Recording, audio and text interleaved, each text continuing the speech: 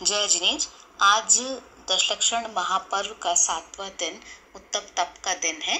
पंडित दयानंद राय जी ने तप के संबंध में अर्घ लिखा है। तप चाहे सुर राय, करम शिखर को वज्र है। द्वादश विधि सुखदाय,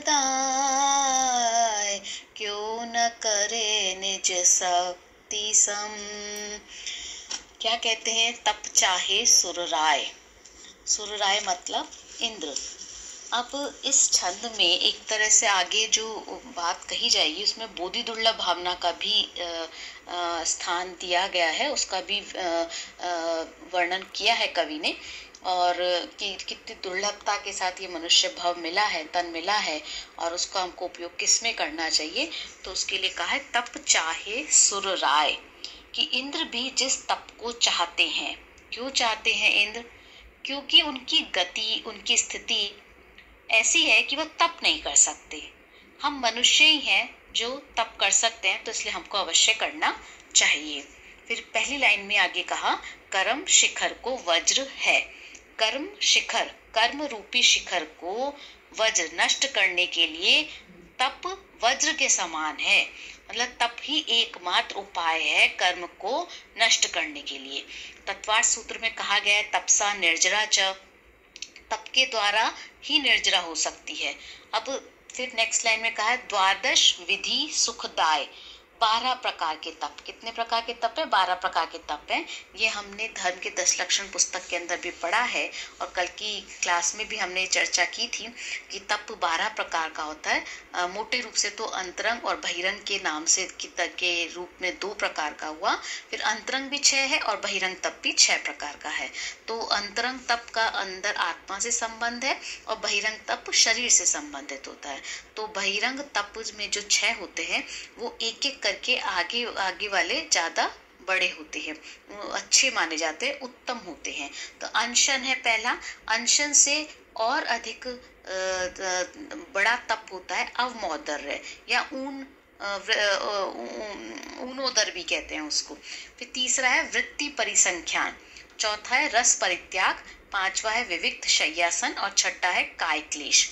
तो ये सब एक एक करके आगे आगे करके बढ़ते जाते हैं। मतलब तब ज्यादा श्रेष्ठ माने जाते हैं। मतलब भूखे रहने से कम खाना, एक टाइम खाना, ऊनोदर रहना, एक टाइम मतलब थोड़ा खा करके उठ जाना, वो अवमौदर होता है या ऊनोदर, तो वो अधिक बड़ा होता है।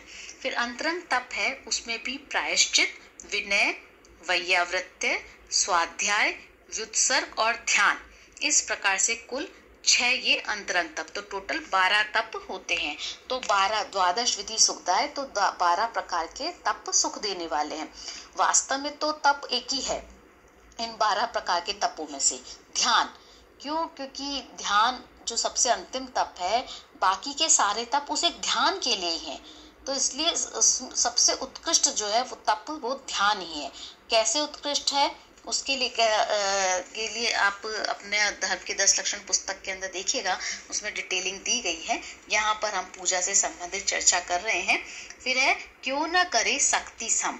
तो जो 12 प्रकार के तप हैं उनको शक्ति के अनुसार अवश्य करना चाहिए। कि जब हमको मनुष्य भव मिला है, मनुष्य भव में तप कर सकते हैं, तो हमें अपनी शक्ति के अनुसार तप क्यों नहीं करना चाहिए, अर्थात करना चाहिए। फिर नेक्स्ट लाइन में कहा उत्तम तप सब माही बखाना, करम शैल को वज्र समाना, बस्यो अनादि निगोद मझारा, भू विकल त्रय पशु तन धारा। अब क्या कहा? उत्तम तप सब माही बखाना। अब यहाँ पे फिर से कर्म शैल को वज्र समाना, फिर से एक बार जो कर्म है उनको पर्वत से तुलना की गई है, शैल से तुलना करते हुए कहा गया है, और कहा है कि वज्र के समान है। कि जो उत्तम तप है वो कैसा है? सब माही बखाना, सब प्रकार से जो उसमें बताया गया है वो कर्म शैल को वज्र के समान है। मतलब कर्म रूपी पर्वत को तोड़ने में वज्र के समान है। फिर नेक्स्ट कहा बस्यो अनादि निगोद मंझारा, भू विकलत पशुतन धारा। अब बोधि दुर्लभ भावना का वर्णन है कि ये जो जीव है ये अनादि काल से कहाँ रहता है?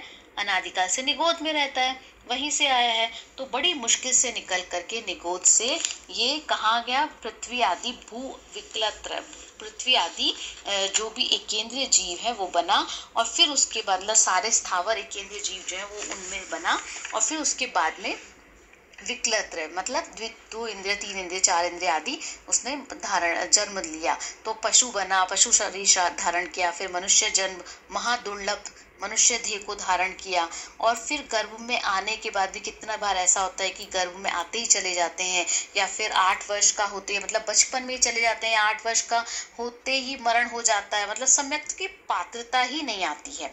और फिर भी हमको अभी मनुष्य देह मिला है, और फिर उस पर से क्या है आगे नेक्स्ट बोल रहे हैं कि धारा मनुष्य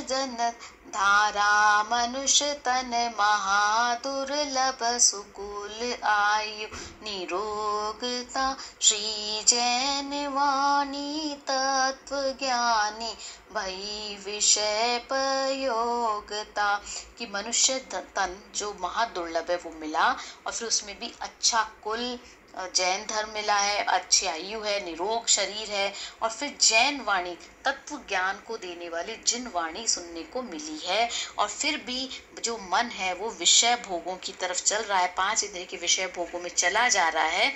तो ये हमको विचारने की बात है। प्रयोक्ता मतलब उसमें लग जाता है, विषय प्रयुक्त विषय भोगों में लग जाता है।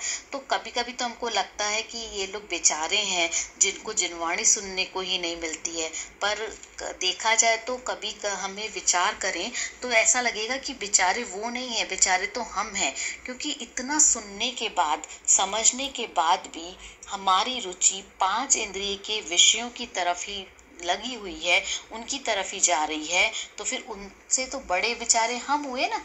तो हमको ये विचार करना है कि अगर जब हमको जिनवाणी सुनने को मिली है, समझने को मिली है, तो फिर हमको उसके अनुरूप आचरण करना चाहिए। जिनवाणी जो जिनेंद्र भगवान की वाणी है उसको हमको फॉलो करना चाहिए।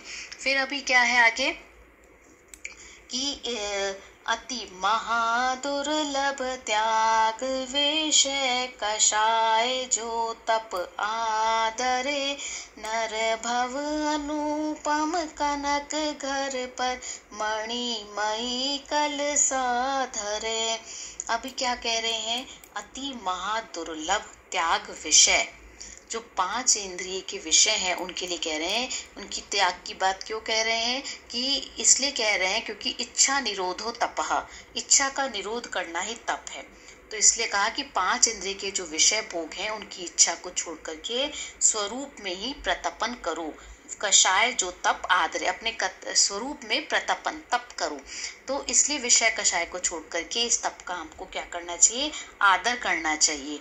नर भव अनुपम कनक घर पर मणिमयी कलसा धरे। अब क्या कहा है यहाँ पे कि जो मनुष्य भव है वो कैसे है, सोने के समान है और घर जैसा है, और तप से अपना जीवन इसको विशुद्ध करना चाहिए। उस पर मणि में कलसा स्थापित करने जैसा है। ये जो तप है वो कैसा है, मणि में कलसा, कलश को मणि से बना हुआ, मणि में जो कलश होता है उसको स्थापित करने जैसा है। तो इस प्रकार इसमें तप की विशेष भावनाओं को बताया गया है, विशेषता की भावना को बताया गया है। तप का विशेष महत्व समझ में आ रहा है हमको इस छंद के माध्यम से। जय जिनेंद्र।